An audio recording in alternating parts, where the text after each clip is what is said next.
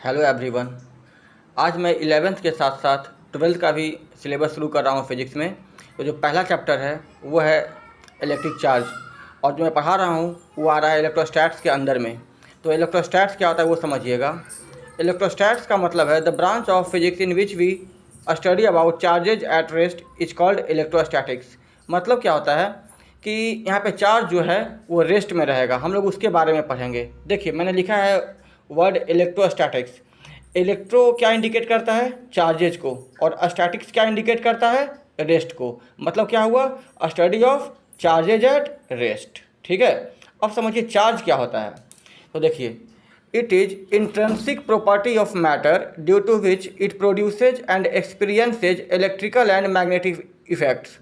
इसका मतलब क्या हुआ? देखिए, मैटर के पास अगर मास होता है, इसीलिए वो दूसरे बॉडी जिसका कि मास है उसको अट्रैक्ट करता है, यानी कि मास के कारण ग्रेविटेशनल फील्ड एग्जिस्ट करता है।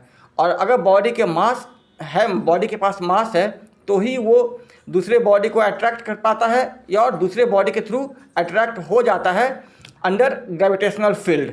ठीक है, तो मास के कारण क्या होता है? Generate gravitational field. उसी के प्रकार अगर बॉडी के पास चार्ज है तो इलेक्ट्रिकल फील्ड और मैग्नेटिक फील्ड क्रिएट होगा। ठीक है, यानी कि बॉडी का इंट्रिंसिक प्रॉपर्टी है जिसके कारण वो इलेक्ट्रिकल इफेक्ट्स और मैग्नेटिक इफेक्ट्स प्रोड्यूस करता है और एक्सपीरियंस करता है। प्रोड्यूस करने का मतलब क्या है कि दूसरा बॉडी जिसके पास चार्ज है उसको अट्रैक्ट या रिपेल करेगा, और एक्सपीरियंस करने का मतलब हुआ कि अगर दूसरे बॉडी के पास चार्ज है और उसके खुद के पास भी चार्ज है तो उसके थ्रू वो अट्रैक्ट या रिपेल्ड हो जाएगा। ठीक है, तो अब समझिएगा, अगर चार्ज रेस्ट में रहेगा तब वो क्या प्रोड्यूस करेगा?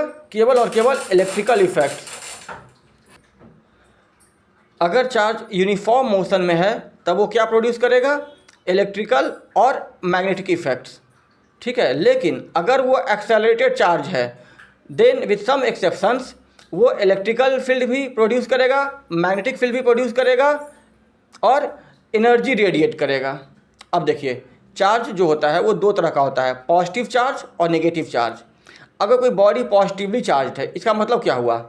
तो देखिए, पॉजिटिव चार्ज सुनते ही हमारे दिमाग में क्या आता है? प्रोटॉन। और नेगेटिव चार्ज सुनते ही क्या दिमाग में आता है? इलेक्ट्रॉन। तो कोई बॉडी पॉजिटिवली चार्ज बॉडी है, इसका मतलब ये नहीं कि उस पर ज़्यादा प्रोटॉन है। इसका मतलब ये है कि जब वो न्यूट्रल था तो उस पर इलेक्ट्रॉन्स और प्रोटॉन्स बराबर था, लेकिन अब वो पॉजिटिवली चार्ज बॉडी बन गया है, मतलब कि उसका इलेक्ट्रॉन कुछ बाहर निकल गया है। It has lost some electrons, यानी कि number of electrons has now become less than the number of protons. ठीक है, उसी प्रकार निगेटिवली चार्ज बॉडी का मतलब होता है कि पहले जब वो न्यूट्रल था तो नंबर ऑफ इलेक्ट्रॉन्स और प्रोटॉन्स इक्वल था, लेकिन अब क्या हुआ है? उस पर कुछ एक्स्ट्रा इलेक्ट्रॉन्स आ गया है, यानी कि it has gained some electrons. और तीसरा होता है न्यूट्रल बॉडी। तो न्यूट्रल बॉडी का मतलब क्या होता है कि इसके पास नंबर ऑफ प्रोटॉन्स और नंबर ऑफ इलेक्ट्रॉन्स दोनों इक्वल है। ठीक है, अब समझिएगा, जो सिमिलर चार्ज होता है, यानी कि अगर दो चार्ज का नेचर सेम है, या तो दोनों पॉजिटिव है या दोनों निगेटिव है, तब दोनों के बीच में क्या होगा? रिपल्सन। ठीक है, लेकिन अगर चार्ज ओपोजिट नेचर का है, so that they are dissimilar charges, तब क्या होगा उन दोनों के बीच में? अट्रैक्शन। और अगर मान लीजिए दो पॉइंट चार्ज है, पॉइंट चार्ज का मतलब हुआ कि हम मान लिए हैं कि जो पूरा चार्ज है बॉडी का एक पॉइंट पर है। ठीक है, एक पॉइंट पे चार्ज है, तो उस केस में अगर दो पॉइंट चार्जेज है तो दोनों के बीच में एक फोर्स एग्जिस्ट करेगा। और वो कहाँ एग्जिस्ट करेगा? उसी लाइन के अलॉन्ग, वो लाइन जो दोनों चार्ज को जोड़ रहा होगा, उसी लाइन के अलॉन्ग उसमें फोर्स ऑफ अट्रैक्शन या रिपल्सन होगा। एज फॉर एग्जाम्पल, देखिए, चार्ज को हम लोग रिप्रेजेंट करते हैं क्यू से। अगर देखिए कुछ नहीं लिखा हुआ है, केवल क्यू लिखा हुआ है या Q1 लिखा हुआ है, तो समझ लीजिए कि पॉजिटिव चार्ज है। अगर नेगेटिव चार्ज इंडिकेट करना है तो मुझे बाहर में माइनस लगाना पड़ेगा। तो मैंने मान लिया कि यहाँ पे पॉइंट चार्ज Q1 है प्लस Q1, यहाँ पे क्या है? Plus Q2। दोनों पॉजिटिव नेचर का है, तो दोनों के बीच में एक फोर्स एग्जिस्ट करेगा। ये इसको उधर ढकेलेगा और ये उसको उधर ढकेलेगा, यानी कि इसी लाइन के अलॉन्ग वो फोर्स एग्जिस्ट करेगा। ठीक है, तो इसको बोलते हैं F12, मतलब force on one due to two, यानी कि ये जो दो है ये वन पर कितना फोर्स लगा रहा है, और ये Q2 है, और इस पर क्या लगाएगा, अगर ये इस पर फोर्स लगा रहा है तो ये भी इस पर फोर्स लगाएगा bye Newton's third law.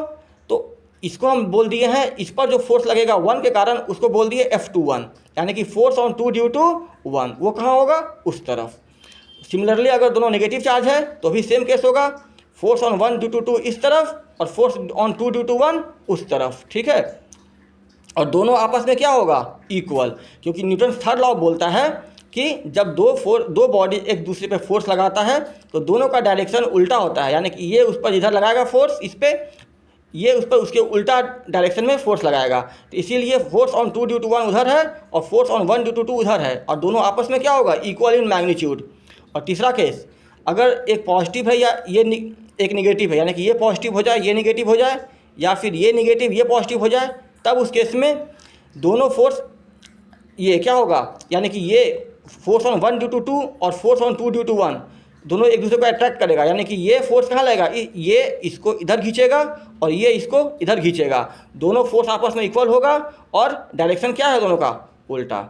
So this was first video, मिलते हैं फिर सेकेंड वीडियो में, उसमें हम लोग पढ़ेंगे properties of charges. Thank you.